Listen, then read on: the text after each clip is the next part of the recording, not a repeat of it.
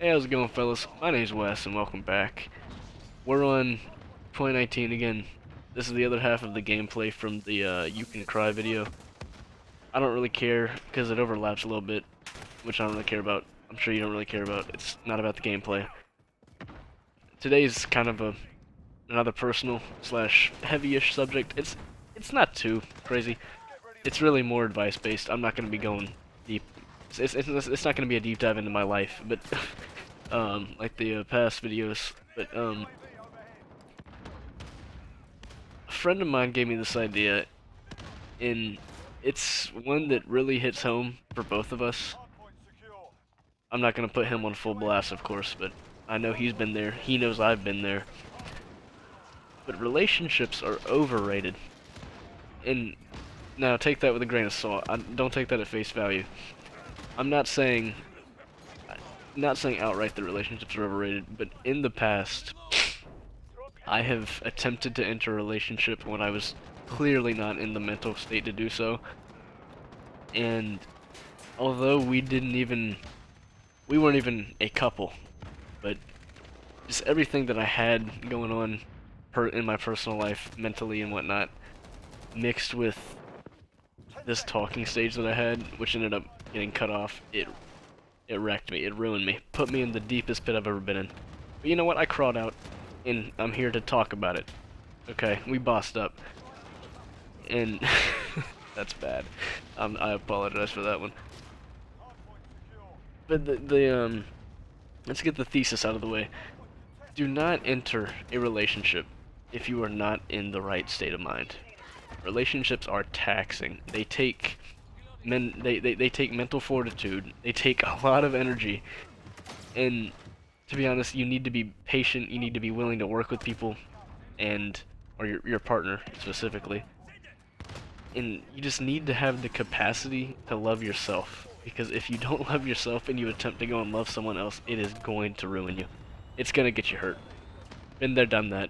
Take it from the horse's mouth. Obviously, I'm not saying I was in love with this girl or anything. Definitely not. It was not that deep, but just on the road to building a relationship with her, it took so much energy out of me. Energy that I did not have and should have been allocating to myself. I know it's kind of cliche to say, and I'm sure it's been heard before. It's a pretty regurgitated point with self-help, but you gotta love yourself before you love someone else. Build the garden and the butterflies will come. If you chase the butterflies, they'll fly away. You know, shit like that. But it's true. I mean, it's true. If you chase the butterflies, you're not gonna catch them.